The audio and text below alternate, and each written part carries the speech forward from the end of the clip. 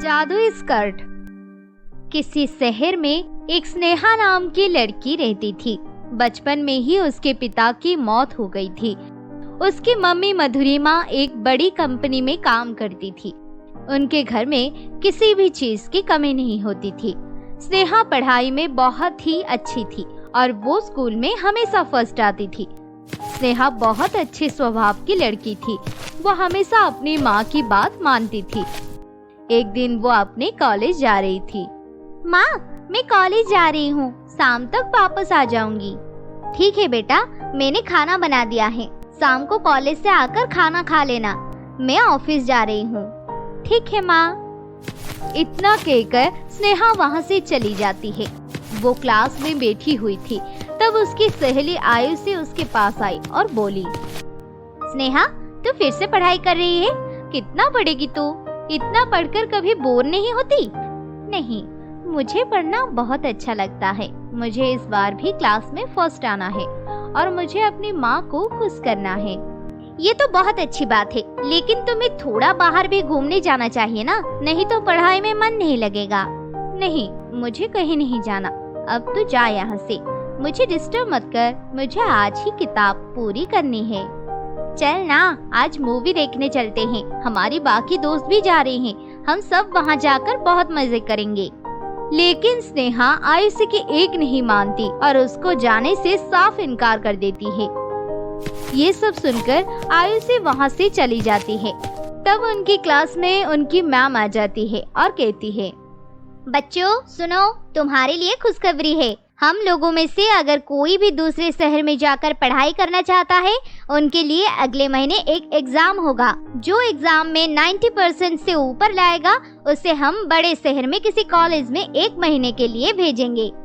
ये सब सुनकर स्नेहा बहुत खुश हो गई और वो मन ही मन सोचने लगी, कैसे भी करके मैं इस एग्जाम में अच्छे नंबर लाऊंगी और बड़े शहर में पढ़ने जाऊंगी। कॉलेज खत्म होने के बाद स्नेहा घर आ गई और घर जाकर देखा तो उसकी माँ उसका इंतजार कर रही है। तब उसकी माँ उसे बोली, क्या हुआ स्नेहा बेटी, आज कॉलेज से आने में इतने लेट क्यों हो गया? नहीं माँ, मैं लाइब्रेरी में पढ़ाई कर रही थी, आज कॉलेज के मैम ने हमें बहुत अच्छी खुशखबरी दी है। तब स्नेहा ने अपनी माँ को सारी बात बताई। ये सुनकर उसकी माँ बोली, अरे बेटी, ये तो बहुत अच्छी बात है, तुम बहुत मेहनत करना, देखना तुम्हारे बहुत अच्छे नंबर आएंगे और तुम पढ़ाई करने बाहर जा पाओगे। अपनी माँ की बात सुनकर स्नेहा पढ़ाई में बहुत दिल लगा लेती है। ऐसे ही कुछ दिनों बाद उनके कॉलेज में एग्जाम का दिन आ गया। स्नेहा एग्जाम देकर कॉलेज से बाहर आ रही थी, तभी उसे आयुषी मिली। आयुषी स्नेहा से बोली, अरे स्नेहा, तेरा एग्जाम कैसा रहा? तूने तो बहुत अच्छा एग्जाम दिया होगा ना? हाँ, ऐसे मेरा तो ठीक ही गया, तुम बताओ तुम्हारा कैसे गया? मेरा इतना अच्छा नहीं गया, इसलिए मैं तुझे कहती हूँ कि पढ़ाई पर ध्यान लगा ले, लेकिन तू पूरा दिन इधर उधर घूमती रहती है। इतना कहकर वो दोनों वहाँ से चली गई। ऐसे ही कुछ दिन बीत गए। उनके कॉलेज के एग्जाम का रिजल्ट निकला। स्नेहा को 100 में से 100 नंबर मिले। कुछ दिन बाद स्नेहा दूसरे शहर में पढ़ने चली गई। एक दिन स्नेहा के पास आयुषी का फोन आया और वो स्नेहा को बोली, स्नेहा तुझे पता है कुछ यहाँ पर क्या हुआ है? नहीं पता, मुझे बताना। तेरी माँ सुबह ऑफिस जा रही थी, तभी गाड़ी के साथ उनका एक्सीडेंट हो गया और अभी वो हॉस्पिटल में है और मैं आंटी से मिलने आई हूँ और वो तेरे बारे में ही पूछ रही है, तो कैसे भी कर यहाँ पर वापस आ जा। ये सब बातें सुनकर स्नेहा बहुत तेज तेज रोने लगी और वो घर वापस आने के लिए गाड़ी तलाशने लगी, लेकिन उसको कोई भी गाड़ी नहीं मिलती और वो रास्ते में बैठकर रोने लगती है। तभी अचानक से उसके सामने एक परी प्रकट हो जाती है और उससे कहती है, क्या हुआ तुम्हें? तुम रो क्यों रही हो? मैं बहुत देर से देख रही हूँ, तुम इधर उधर भटक रही हो, तुम इतना परेशान क्यों हो? लेकिन आप कौन? आप तो एकदम परी जैसे दिख रही हो। हाँ, मैं एक परी हूँ, मैं रोज पृथ्वी लोक पर घूमने आती हूँ। मैं यहाँ से गुजर रही थी, मैंने देखा कि तुम रो रही हो और हमारे परियों का नियम है कि अगर कोई भी मुसीबत में हो तो हमें उसकी मदद करनी चाहिए। परी की बात सुनकर स्नेहा उसको सारी बात बता देती है।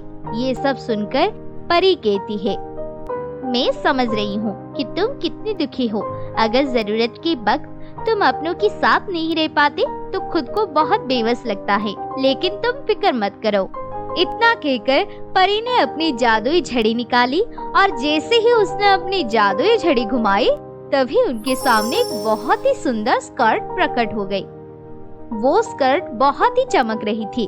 तब परी स्नेहा को बोली, तुम अब ये स्कर्ट पहन लो, ये जादुई स्कर्ट है। ये स्कर्ट पहनकर तुम चुटकी बजाना और तुम्हें जहाँ जाना है उस जगह का नाम बोलना, फिर ये स्कर्ट तुम्हें वहीं पहुँचा देगा।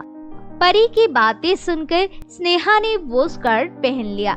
स्कर्ट पहनते ही उसे कुछ अलग सा लगने लगा। तब उसने परी को अलविदा किया और उसने चुटकी बजाई। चुटकी बजाते ही स्नेहा अपनी माँ के पास पहुँच गई, जहाँ पर उसकी माँ भर्ती थी। वो दौड़कर अपनी माँ के पास गई और उनको अपने गले लगा लिया। माँ, मुझे माफ कर दो, मैं अब कभी भी आपको छोड़कर नहीं जाऊंगी। लेकिन बेटी, तू यहाँ पर इतनी जल्दी कैसे आ गई? स्नेहा ने अपनी माँ को सब कुछ बताया। फिर उसकी माँ थोड़े दिन बाद बिल्कुल ठीक हो गई और वो लोग अपनी जिंदगी में खुशी खुशी रहने लगे।